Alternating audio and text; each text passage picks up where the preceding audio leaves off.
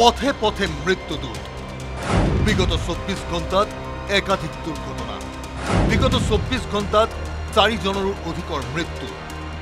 বিহুৰ উলাহক মখিমূৰ কৰি কান্দোনৰ ৰোল বিহুৰ আনন্দত মতলীয়া ৰাজ্যবাসী তাৰ মাজতে ৰাজ্যৰ প্ৰান্তে প্ৰান্তে মৃত্যুৰ কিৰিলি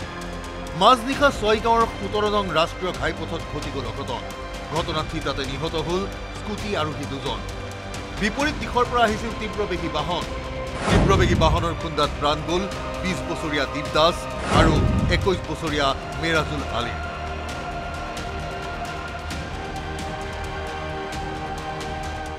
সংকটজনক অৱস্থাত জিএমচিএইচলৈ প্ৰেৰণ কৰা হৈছে চিৰঞ্জিত দাস নামৰ এজনক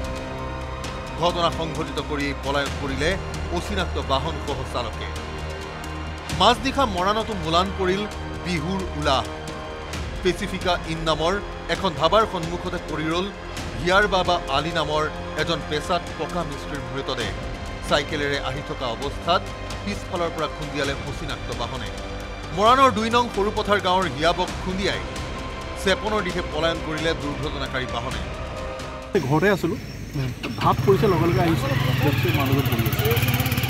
কি গাড়ী মাৰিলে সেইটো খালি মানুহজন জীয়াই আছেনে মানুহ কিহত আছিলে চাইকেলত আহিছিলে গোলাঘাটৰ বেঙেনাখোৱাটো অবাধ্য ডাম্পাৰে খুন্দিয়াই মাৰিলে এজন লোকক ফৰকাটিঙৰ পৰা গোলাঘাটমুখী বাইকখনত খুন্দা লাগিছিল আন এখন বাইকৰ ৰাজপথতে পৰি যোৱা বাইক আৰোহীৰ ওপৰেদি উঠি গ'ল ঘাতকৰূপী ডাম্পাৰ ঘটনাত আঘাত পাই এগৰাকী মহিলাই ঘটনা সংঘটিত কৰি এই পলায়ন কৰা ডাম্পাৰখন বিচাৰি চলাত কৰিছে স্থানীয় আৰক্ষীয়ে অঘটন ঘটিল নগাঁৱৰ কঠীয়াতলিতো ৰেংবেঙৰ 36 নং ৰাষ্ট্ৰীয় ঘাইপথত ৰৈ থকা ট্ৰাকত প্ৰচণ্ড খুন্দা একে দিশত আহি থকা অন্য এখন ট্ৰাকৰ ভয়ংকৰ পথ দুৰ্ঘটনাটোত ট্ৰাকৰ ভিতৰতে আবদ্ধ হৈ ৰৈ এজন চালক আৰক্ষী 108 কৰ্মচাৰী আৰু এছডিআৰএফৰ তৎপৰতাত প্ৰায় 4 ঘণ্টা ধৰা শ্বাসৰুদ্ধ অভিযানত ট্ৰাকৰ ভিতৰৰ পৰা জীৱন্ত উদ্ধাৰ চালকসহ সহায়কজনক ইয়াৰ উপৰিও ভিন্ন প্ৰান্তত বিহুৰ বতৰতে অঘটন ৰাজপথত চলা ক্ৰিয়া কৰোঁতে সাৱধান হওক ব্যুৰো ৰিপৰ্ট নিউজ 18 অসম নদী